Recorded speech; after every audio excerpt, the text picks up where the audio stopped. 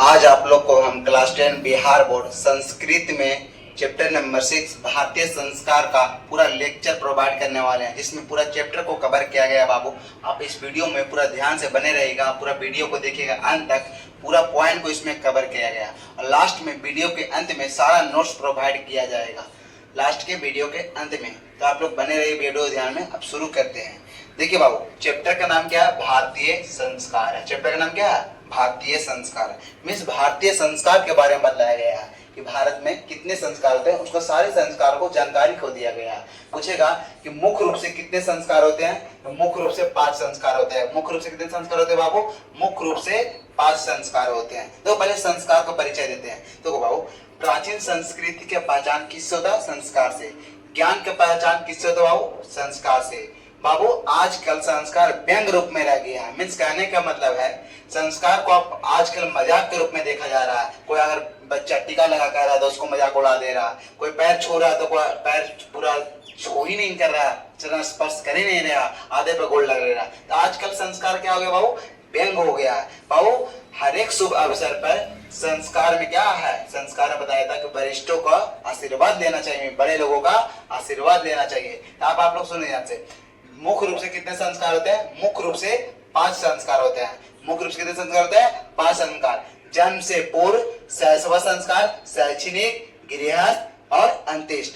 जन्म से पूर्व संस्कार और शैशव संस्कार, शैशव में बचपन काल, शैक्षणिक संस्कार जो पढ़ने लायक होता है और गृहस्थ जीवन में एक संस्कार होता है, अंतिम संस्कार होता है। मुख्य रूप से 5 संस्कार हो गया। अगर आपसे पूछेगा कि कुल कितने संस्कार होते हैं, तो कुल 16 संस्कार होते हैं। कुल कितने संस्कार होते हैं बाबू? कुल कितने संस्कार होते हैं? कुल 16 संस्कार होते हैं। जैसे जन्म से पूर्व 3, शैशव 6, 6 9 और शैक्षणिक 5, 14, एक गृहस्थ जीवन में होता है 15 और एक अंतिम संस्कार में होता है 16। मुख्य रूप से 5 संस्कार होते हैं और कुल 16 संस्कार होते हैं। जन्म से पूर्व 3 संस्कार होते हैं। कौन कौन? गर्भधान, पुंसवन और सीमांतोनयनम। गर्भधान क्या होता है? गर्भधान संस्कार इसलिए कहता है कि गर्भवती स्त्री का गर्भ की रक्षा के लिए किया जाता है। पुंसवन संस्कार इसलिए होता है कि बच्चा संस्कारी निकले, बच्चा संस्कार हो। सीमांतोनयनम संस्कार इसलिए होता है कि माँ की प्रसन्नता के लिए, माँ की खुशी के लिए। मीन्स गर्भवती स्त्री को दुख नहीं होना चाहिए, वो हमेशा खुश रहे। देखो शैशव संस्कार कितने हैं? शैशव संस्कार 6 है, जिसको बचपन काल बोलते हैं। क्या बोलते हैं? बचपन काल। कौन कौन है? जात कर्म। जात कर्म में क्या होता है? जात देखा जाता है, लड़का है या लड़की। नामकरण, बच्चा को नाम रखा जाता है। निष्क्रमण बाल, बच्चा को गर्भनाल को पेट के काट कर अलग किया जाता है। अन्नप्राशन, बच्चा पहली बार अन्न करता है, भोजन खाता है पहली बार। चूड़ाकरण, बच्चा को मुंडन होता है। इसमें क्या होता है? बच्चा को मुंडन होता है। और कर्णवेद में कान छेदा जाता है। शैशव संस्कार 6 है। पहला जात क्रम, नामकरण, निष्क्रमण, अन्नप्राशन, चूड़ाकरण, कर्णवेद। अब देखिए शैक्षणिक संस्कार कितने हैं? शैक्षणिक संस्कार 5 है। कौन कौन? अक्षरारंभ। अक्षरारंभ में क्या होता है बाबू? बच्चा अक्षर लिखना आरंभ करता है, शुरू करता है, अंक लेखन शुरू करता है। उपनयनम में क्या होता है बाबू? उपनयनम संस्कार में बच्चा को, शिष्य को गुरु गृह में लाया जाता है। शिष्य को गुरु गृह में लाया जाता है। वेदारंभ संस्कार में क्या होता है बाबू? कि वेद पढ़ना आरंभ करता है बच्चा। किसके घर में? गुरु गृह में। किसान संस्कार में क्या होता है बाबू? किसान संस्कार में बच्चा को पहला क्षौर कर्म मुंडन होता है। समावर्तन में क्या होता है बाबू? शिक्षा समाप्त हो जाता है। देखिए ध्यान से सुनिएगा यहाँ पे। देखिए शैक्षणिक संस्कार कितने? 5। अक्षरारंभ में अक्षर लिखना शुरू करता है। उपनयन में क्या होता है बाबू? उपनयन संस्कार में होता है कि गुरु गृह में शिष्य आता है गुरु के द्वारा। वेदारंभ में बच्चा पहली बार वेद पढ़ता है। किसान संस्कार में क्या होता है? किसान संस्कार में बच्चे को पहला क्षौर कर्म मुंडन होता है। समावर्तन में शिक्षा समाप्त हो जाता है बाबू। देखो बाबू क्या होता है ना कि समावर्तन में शिक्षा समाप्ति के बाद जब बच्चा, देखो पहले क्या होता था ना कि गुरुकुल में ही शिष्य को भेज दिया जाता था पढ़ने के लिए। कहाँ भेज दिया जाता था? गुरुकुल में ही शिष्य को पढ़ने के लिए भेजा जाता था। मतलब कि ये नहीं कि वहां जाओ 200 रुपए दो फिर घर आ जाओ, ऐसे नहीं। तो बच्चा पहले क्या था ना कि शिष्य को गुरु के गृह में ही भेज दिया था, जब तक वो शिक्षा पा नहीं था, जब तक उसको घर नहीं आ रहा है। ये होता था बाबू। तो क्या होता था ना, जब बच्चा शिक्षा समाप्त कहाँ होता था, समावर्तन समाप्त है। कौन संस्कार में, समावर्तन संस्कार में बच्चा का शिक्षा समाप्त हो जाता था बाबू। और समावर्तन समावर्तन में शिक्षा समाप्त हो जाता था। तो शिक्षा समाप्ति के बाद गुरु शिष्य को उपदेश देकर भेजते थे बाबू। जब शिक्षा समाप्त हो जाता था समावर्तन संस्कार में, तो शिक्षा समाप्ति के बाद गुरु उपदेश देकर भेजते थे बच्चा को कि सत्य बोलो। क्या बोलो, सत्य बोलो, धर्माचरण करो, धर्म का रक्षा करो, धर्म की राह पे चलो, अपने आप पढ़ने से प्रमाद मत करो, सेल्फ स्टडी करने से घबराओ मत, अपने आप से करना चाहिए। तो किसान संस्कार क्या था, किसान संस्कार में, तो किसान संस्कार को गोदान संस्कार भी कहा जाता है। क्या कहा जाता है, गोदान संस्कार भी कहा जाता है।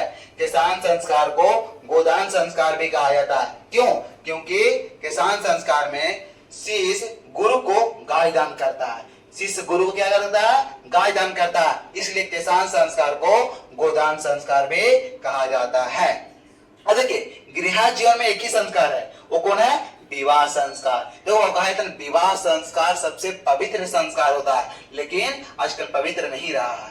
विवाह संस्कार सबसे पवित्र संस्कार माना जाता है हमारे भारतीय धर्म में, भारतीय समाज में। आज वो संस्कार पवित्र नहीं रहा बाबू। आज इससे डिवोर्स हो रहा है, कल उससे हो रहा है, ये चीज अब चल रहा है हमारे समाज में। पता है विवाह संस्कार से मनुष्य का वस्तुतः गृह जीवन में प्रवेश करते हैं। कौन संस्कार में मनुष्य गृह जीवन प्रवेश करता है, विवाह संस्कार में। तो पूछेगा विवाह संस्कार में कौन कौन कर्मकांड होते हैं, मीन्स क्या क्या होता कार्य होता है। तो वगदान होता है बाबू। वगदान का मतलब क्या हुआ, तिलक, जिसको छेका छेकी बोल सकते हैं। मंडप निर्माण होता है बाबू, मंडप को निर्माण किया जाता है, उसमें लड़का लड़की वर वधु को शादी करने के लिए लड़की के घर से वर पक्ष का स्वागत होता है बाबू। मीन्स लड़की वाले लड़का वालों को मीन्स बराती पक्ष को स्वागत करते हैं बाबू। कन्यादान होता है, कहा गया कन्यादान महादान होता है बाबू। वर वधु को परस्पर निरीक्षण, मीन्स वर वधु एक दूसरे को देखते हैं, वर वधु को परस्पर निरीक्षण होता है। अग्नि स्थापन होता बाबू। बाबू जब मंडप निर्माण तो बीच में अग्नि स्थापना होता है, जिसमें साथ फेरा लिया जाता है। पानी ग्रहण होता हो, पानी ग्रहण, पानी के मतलब हाथ, ग्रहण का मीन्स थामना, हाथ थामता कौन, दूल्हा दुल्हन को हाथ थामता है बाबू। सतपदी, सतपदी का मतलब बाबू सात वचन या सात फेरा लिया जाता है, सातों वचन निभाने के लिए। उसके बाद सिंदूर दान होता है बाबू। उसके बाद बाकी इसमें कर्मकांड खत्म हो गया बाबू। बाकी लास्ट सबसे अंतिम संस्कार है, जो अंतिम संस्कार है, अंतिम संस्कार जिसको बोलते हैं मरने के बाद होता है, जिसको लास्ट में दाह संस्कार भी कहा जाता है। प्राचीन काल में शिष्य को क्या कहा जाता था, ब्रह्मचारी। तो क्या कहा जाता, प्राचीन काल में शिष्य को ब्रह्मचारी कहा जाता। क्यों कहा जाता, क्योंकि शिष्य था जो गुरु के गृह में ही चला जाता था अपने शिक्षा लेने के लिए, और जब तक शिक्षा प्राप्त नहीं करता था, जब तक वो गुरु के गृह से घर नहीं लौटता था बाबू। तो शिक्षा प्राप्त करने के बाद ही वो घर लौटता था, इसलिए शिष्य को प्राचीन काल में ब्रह्मचारी कहा जाता था, ब्रह्मचारी। तो ये चरित्र का निर्माण किससे होता, संस्कार से बाबू। करेक्टर जिसको बोलते हैं, चरित्र का निर्माण किस होता है, संस्कार से। मीन्स सही संस्कार रहेगा तो आपको चरित्र पे कोई दाग नहीं लगेगा। मतलब भारतीय जीवन में प्राचीन काल से ही संस्कारों का महत्व चला रहा है बाबू। संस्कार है ना हमारे भारतीय जीवन प्राचीन पुराने जमाने से ही चलते आ रहा है। कहा जाता है ना, आप कितना पढ़े लिखे रहिए, आपके अंदर संस्कार नहीं है तो सारा डिग्री फेल है। अगर आपके पास संस्कार है बाबू तो डिग्री काम आएगा। आपको बस बहुत पढ़ लिख लिए, संस्कार नहीं, किससे कैसे बात करना, रेते के बे करके बात कर रहे हैं, तो सारा संस्कार गोबर हो गया बाबू, सारा आपका डिग्री खत्म हो गया है। आपको देखिए ध्यान से, भारतीय संस्कार में व्यक्तित्व का निर्माण करता है। भारतीय संस्कार क्या करता है, व्यक्तित्व का निर्माण करता है बाबू। मीन्स कहने का मतलब है एक अच्छे इंसान का निर्माण करता है बाबू। देखिए इस वीडियो को एक बार फिर से रिवीजन करवा दे रहा आपको। देखिए ध्यान से पूछेगा मुख्य रूप से कितने संस्कार होते हैं, मुख्य रूप से 5 संस्कार होते हैं। कौन, जन्म से पूर्व, शैक्षणिक, सेवा और गृह जीवन और अंतिम संस्कार हो गया बाबू। पूछेगा जन्म से पूर्व कितने संस्कार होते हैं बाबू, पूछेगा कुल कितने संस्कार होते हैं, कुल 16 संस्कार होते हैं। जन्म से पूर्व कितने संस्कार होते हैं, 3। शैशव संस्कार कितने होते हैं, 6। शैक्षणिक संस्कार कितने होते हैं, 5। और गृह जीवन कितने संस्कार होते हैं, 1। और अंतिम संस्कार कितने होते हैं, 1। तो 16 हो गया बाबू। देखो जैसे देखो 3, 6, 9, 5, 14, 15, 16 संस्कार, कुल 16 संस्कार हो गया। पूछे जन्म से पूर्व कितने संस्कार है, 3। गर्भधान, पोषवन, सीमांतोनयनन। गर्भधान में गर्भ की रक्षा के लिए गया था, पोषवन में बच्चा संस्कारी निकले। सीमांत नयन में गर्भवती स्त्री को प्रसन्न होने के लिए, खुश होने के लिए किया जाता है बाबू। शैशव संस्कार कितने होते हैं? 6। जातकर्म, नामकरण, निष्क्रमण, अन्नप्राशन, चूड़ाकरण, कर्णवेद। जातकर्म में लड़का या लड़की देखा जाता है, नामकरण में नाम रखा जाता है, निष्क्रमण में गर्भनाल को काटकर मां के पेट से अलग किया जाता है, अन्नप्राशन में बच्चा पहली बार अन्न खाता है, चूड़ाकरण में मुंडन होता है, कर्णवेद में बच्चा को कान छेद होता है बाबू। बाबू शैक्षणिक संस्कार कितने हैं? 5। अक्षरारंभ, अक्षरारंभ में बच्चा अक्षर लिखना, अंक लेखन लिखना आरंभ करता है। उपनयन में गुरु के द्वारा शिष्य गुरु के गृह में आता है बाबू।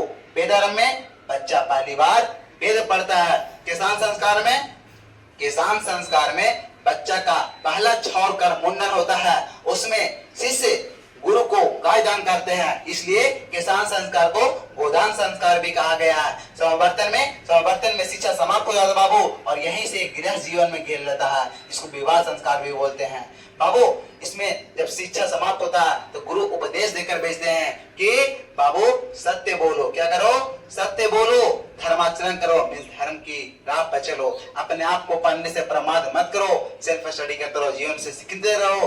किसान संस्कार को गोदान संस्कार भी कहा जाता है, तो बताए ही बाबू। किसान संस्कार में बच्चा का पहला छोड़कर मुंडन होता है, इसलिए किसी से गुरु को गायदान करता है, इसलिए किसान संस्कार को गोदान संस्कार भी कहा जाता है। गृह जीवन कितने संस्कार है? गृह जीवन में एक संस्कार है, कौन? विवाह संस्कार। विवाह संस्कार जो कि सबसे पवित्र संस्कार, किस संस्कार को कहा जाता है? विवाह संस्कार को सबसे पवित्र संस्कार कहा जाता है बाबू। हमारे भारतीय संस्कार में, भारतीय समाज में विवाह संस्कार को सबसे पवित्र संस्कार कहा गया, लेकिन अब वो पवित्र रहा ही नहीं। आज ये हो गया हमारे समाज की हालत, इससे डिवोर्स हो रहा, फिर उससे अति हो जा रहा है। आज ये सब ये पवित्र रूप में नहीं रहा बाबू। बोला जाता है संस्कार से मनुष्य को बस क्या होता है? गृह जीवन में मिलता है। संस्कार से ही, विवाह संस्कार से मनुष्य गृह जीवन में बाबू। सबसे पवित्र संस्कार किसको कहा गया? विवाह संस्कार को। पूछेगा विवाह संस्कार में कौन कौन कर्म कांड होते हैं? तो वरदान होता है बाबू। वरदान मींस तिलक या छेका छेकी बोलते हैं। मंडप निर्माण होता है, लड़की के घर से वर पक्ष का स्वागत होता है, लड़की घर पे वर पक्ष से मींस लड़का पक्ष का, बराती पक्ष का स्वागत होता है। और क्या होता है? कन्यादान होता है। कहा गया कन्यादान महादान होता है बाबू। बोला वर वधु को परस्पर निरीक्षण होता है, वर वधु एक दूसरे को देखते हैं। अग्नि स्थापन, अग्नि को स्थापन किया जाता है मंडप के, जब मंडप निर्माण होता है वहां पर अग्नि को स्थापन किया जाता है बाबू। पानी ग्रहण, पानी के मतलब क्या हुआ? हाथ, ग्रहण के मीन्स थामना, मीन्स लड़का मीन्स दूल्हा दुल्हन को हाथ थामता है। सतपदी, सतपदी में क्या होता है? 7 वचन या 7 फेरा होता है। सिंदूर दान होता है बाबू। बाकी सबसे अंतिम संस्कार, जिसको अंतिम संस्कार या अंत्येष्ट संस्कार बोलते हैं, वो मरने के बाद होता है, उसको दाह संस्कार भी कहा जाता है बाबू। प्राचीन काल में शिष्य को क्या कहा जाता है? ब्रह्मचारी कहा जाता है।